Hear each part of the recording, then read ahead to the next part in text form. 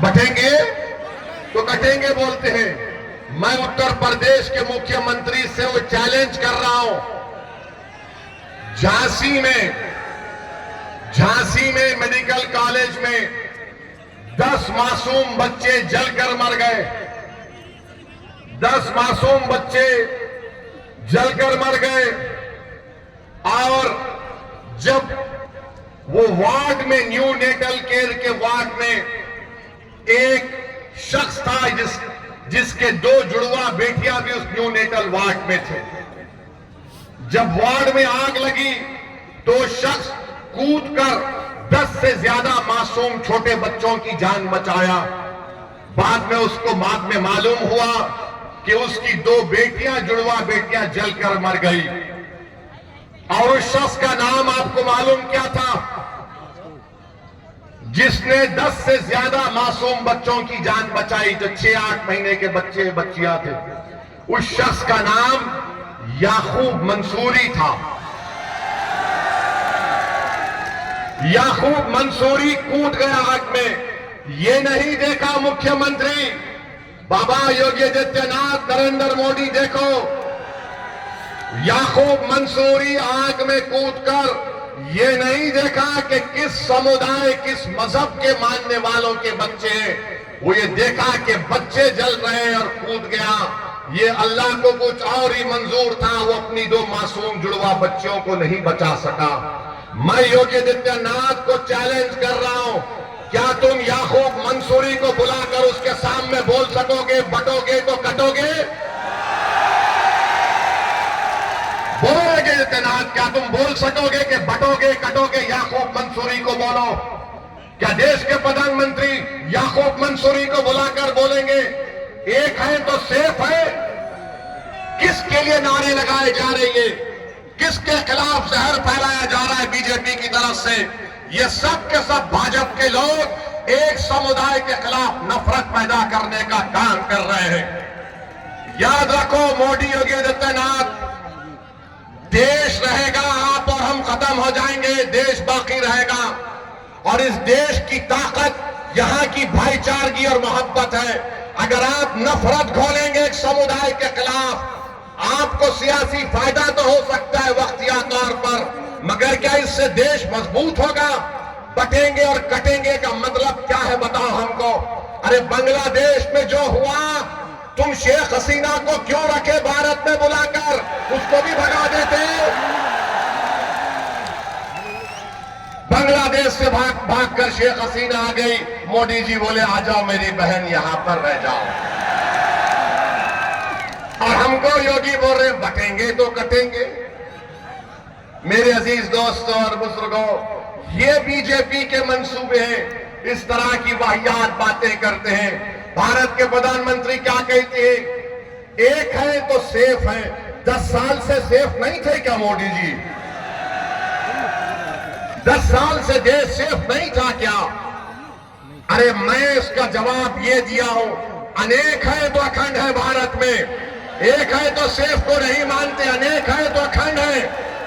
इस देश में अंसारी भी है, कुरैशी भी है, जोजा भी है, सैफी भी है, दलित भी है, बैकवर्ड क्लास भी है, अपर कास्ट भी है, ठाकुर भी है, ब्राह्मण भी है, मराठा है।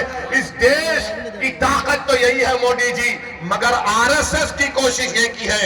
इसीलिए मोदी जो कह रहे ना कि एक है तो सेफ है, हम कह रहे अनेक है तो अखंड है। मेरे अजीज दोस्तों और बुजुर्गों, क्या अच्छा ये भी है नहीं, इसमें लिखकर मुझे दिया गया है कि 2012 के चुनाव के मैनिफेस्टो में अखिलेश यादव ने 18% रिजर्वेशन का वादा किया था। अखिलेश यादव के पास रिजर्वेशन है किसका है? खाली अपने खानदान और परिवार का। मैं बन जाऊं, मेरी वाइफ बन जाए, मेरा भाई बन जाए, चाचा का बेटा बन जाए, वही रिजर्वेशन है। आरक्षण खाली उनके परिवार के लिए, आपके लिए नहीं है। आपको गलतफहमी है। ये समाजवादी कभी भी आपका कोई काम करने वाली नहीं है, मगर आप ये समझते हैं कि क्या करें, मजबूरी है। अरे अब तो मजबूरी नहीं है ना, ये तो पार्लियामेंट का चुनाव नहीं है। आप यहां पर मुत्तहदा अपने वोट का इस्तेमाल करिए, अरशद राना को कामयाब करिए, तो भैया का दिमाग भी ठिकाने लग जाएगा पूरी तरीके से, पूरी तरीके से दिमाग ठिकाने लग जाएगा। इनको मालूम होना चाहिए, याद रखिए मैं कब तक जिंदा रहूंगा, आप कब तक जिंदा रहेंगे नहीं मालूम, मगर अगर आप अपने वोट से अपनी लीडरशिप को पैदा करेंगे तो आपके वोट की कीमत बढ़ेगी, आपके वोट की अहमियत बढ़ेगी, आपकी जिंदगी की अहमियत बढ़ेगी। आपके इन बेरोजगार नौजवान बच्चों का मुस्तकबिल के बारे में सोचने पर मजबूर हो जाएंगे। इबादत गाहों की हिफाजत होगी, मगर सिर्फ आप वोट डालते रहेंगे तो इनको मालूम कि सिर्फ डराओ इन लोगों को, ये डर कर वोट दे देंगे। असदुद्दीन ओवैसी आज ककरौली मीरापुर विधानसभा में आकर कह रहा है कि अरशद राणा को डर की बुनियाद पर नहीं, उम्मीद की बुनियाद पर पतंग पर बटन दबाइए। डरने की जरूरत नहीं है मेरे भाई, मौत एक मर्तबा आती है, दो मर्तबा नहीं आएगी मौत।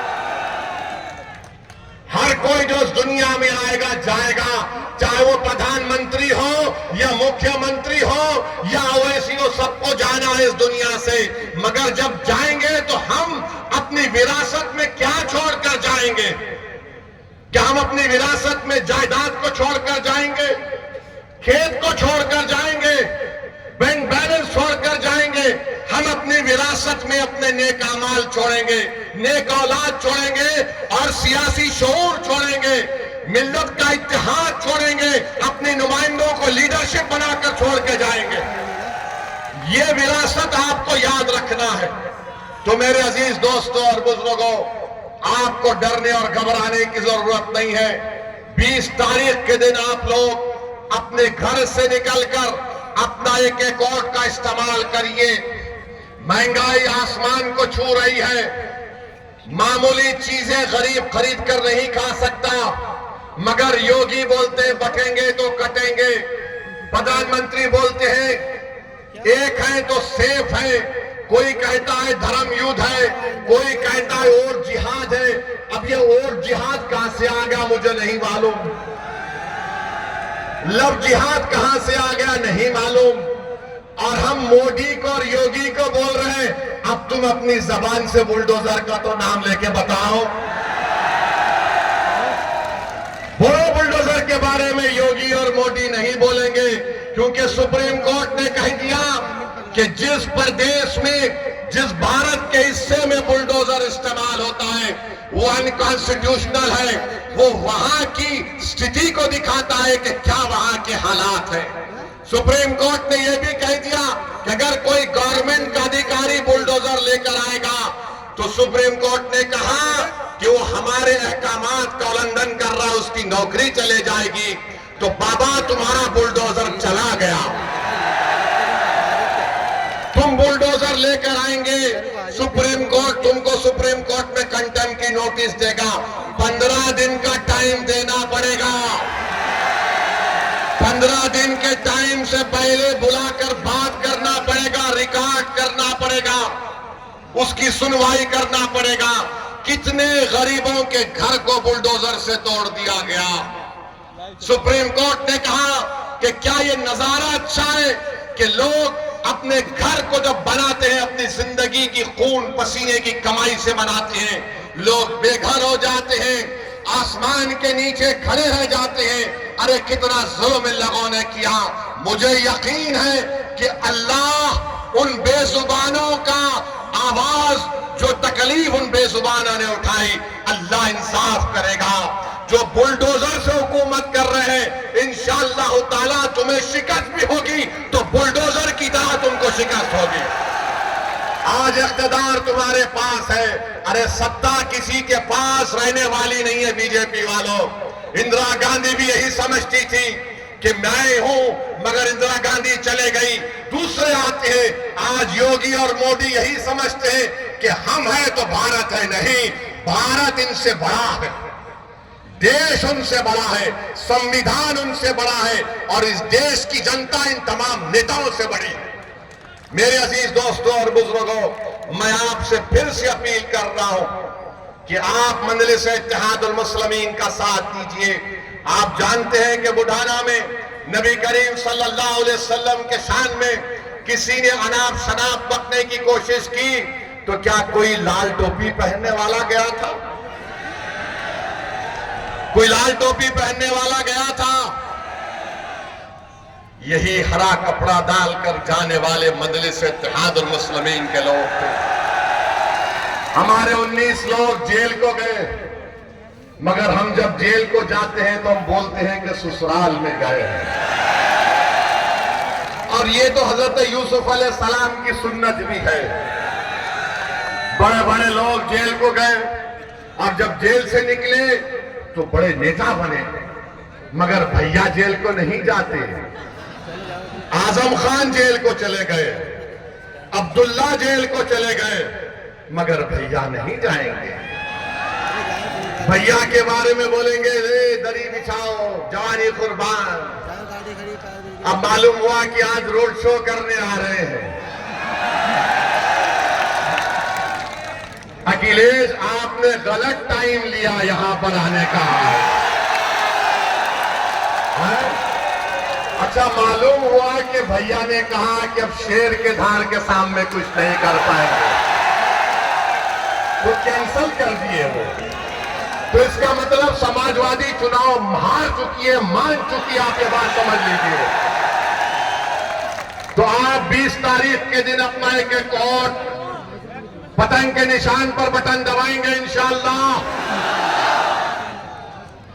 इंशाअल्लाह बोल दिए। फिर यहां हम जाने के बाद इबलीस के लोग आकर कान में कुछ करेंगे। अरशद राणा जीता तो क्या होगा, क्या फर्क पड़ जाएगा, भाजपा जाएगी। अरे भाई, भाजपा आई मेरी वजह से नहीं आई, इन लोगों की वजह से भाजपा आई है। हम क्या अच्छा यहां पर यहां का सांसद आरएलडी का है नहीं है? आरएलडी का है ना, बिजनौर के। आपने वोट दिया, किसको दिया? आपने आरएलडी को तो वोट नहीं दिया ना। कितनों ने नहीं दिया उठाओ। अच्छा, आप ये बोलेंगे हमारे भाषण के बाद ओवैसी आएगा तो आरएलडी बीजेपी जीत जाएगी। मेरा जवाब यही है कि हाँ, मैं भारत में बैठकर कमला हैरिस को हरा दिया और ट्रंप को जिता दिया। और क्या बोलो, मैं जिम्मेदार हूं। यानी हम यहां पर बैठ जाते नहीं है। ये इनके कांग्रेस के एक नेता बोले हाँ, ओवैसी लड़ता नहीं है, मगर उसकी भाषण का इतना असर होता है कि हम हार जाते हैं। मेरे भाई, ये सब बहाने हैं। कोई जीत हार चुनाव है, कोई जीतेगा तो कोई हारेगा। आपसे हम अपील करने आए हैं कि मुत्तहिदा तौर पर 20 तारीख के दिन आप लोग अपना एक वोट का इस्तेमाल करिए, पतंग के निशान पर बटन दबाइए, उत्तर प्रदेश में मजलिस इत्तेहादुल मुस्लिमीन को मजबूत करिए। आपके पास एक बेहतरीन कैंडिडेट अरशद राणा आपके सामने है। समाजवादी पार्टी के भी उम्मीदवार हैं, उनके परिवार से उनके बड़े लोग यहां पर सांसद भी रहे हैं, मगर उन्होंने इस विधानसभा के लिए क्या काम किया आप मुझसे बेहतर जानते हैं। मैं आपसे सिर्फ यही अपील करने आया हूं, एक लंबा सफर करके आपसे आया हूं। महाराष्ट्र से निकलकर आज वेस्टर्न यूपी के इस इलाके में सिर्फ इसलिए आया हूं ताकि आपके दरमियान में खड़े होकर मैं अपनी दिल की तकलीफ को अपने जबान के जरिए तुम्हारे सामने बयान कर सकूं। मैं इसलिए आया कि नाइंसाफी का जिक्र तुम्हारे सामने कर सकूं। मैं इसलिए आपके दरमियान में आया मेरे बुजुर्गों, मेरे गयूर नौजवानों, ताकि हमारी आवाज उत्तर प्रदेश के विधानसभा में गूंजे। एक मर्तबा आप मजलिस के उम्मीदवार को कामयाब कर दीजिए और देखते जाइए कि आपके मसाइल कैसे हल होते हैं। वरना याद रखिए, ये समाजवादी और बीजेपी एक सिक्के के दो रुख हैं, एक सिक्के के दो रुख हैं। मैं करीब से देख चुका हूं इनको। ये चाहते हैं कि मानते हैं कि मजबूर है, ये कमजोर हैं, इनको डराओ, ये डर जाएंगे। आपको डरने और घबराने की जरूरत नहीं है। जब दलित समाज का, सुनिए, जब मोदी पार्लियामेंट में खड़े होकर बोलते हैं कि भारत का सबसे बड़ा बैकवर्ड क्लास का नेता मोदी है, अखिलेश कहते हैं कि हम समाजवादी जरूर हैं मगर हमारा परिवार यादव परिवार है, बहुजन समाज है, दलितों की बात करती है, बाबा है, बोलते नहीं है मगर ठाकुरों को प्रमोट करते हैं। हर समाज अपना नेता बना चुकी है और आप लोग सिर्फ सोच रहे हैं कि क्या करें क्या करें। अरे करना कुछ भी नहीं है, उनको देखो, अपने अरशद को कामयाब करो और कुछ भी करना नहीं है। अगर आप सोचते रहेंगे, डरते रहेंगे, मेरे भाई 70 साल हो चुके हैं, 18 लोकसभा के चुनाव हो चुके हैं, हम कब तक सोचते रहेंगे? अरे एक मर्तबा अपने दिल की आवाज को सुन लो। तुम बंद कमरों में बैठकर तो बोलते हो कि ओवैसी हमारे तकलीफ को बयान करता है, ओवैसी पार्लियामेंट में लड़ता है। अरे मेरा लड़ना जरूरी है, मगर क्या तुम नहीं चाहते कि ओवैसी की तरह ऐसे हजार ओवैसी से बेहतर तुम्हारे नुमाइंदे विधायक और सांसद बनकर तुम्हारी लड़ाई लड़े? ये आपको फैसला करना है 20 तारीख को। बस यही चंद गुजारिशात मुझे आप तक कहना था। मैं यहां पर आया हूं, आपका बेहद शुक्रिया। मैं आखिर में कुंदरकी की आवाम से भी माफी चाहता हूं कि किसी टेक्निकल वजह से मेरे हमारे कैंडिडेट हाफिज वारिस के इंतखाबी मुहिम में शिरकत नहीं कर सका। मैं कुंदरकी की आवाम से भी अपील कर रहा हूं कि हाफिज वारिस को आप वोट देकर कामयाब करिए। अच्छा, वहां पर जो बीजेपी के उम्मीदवार हैं,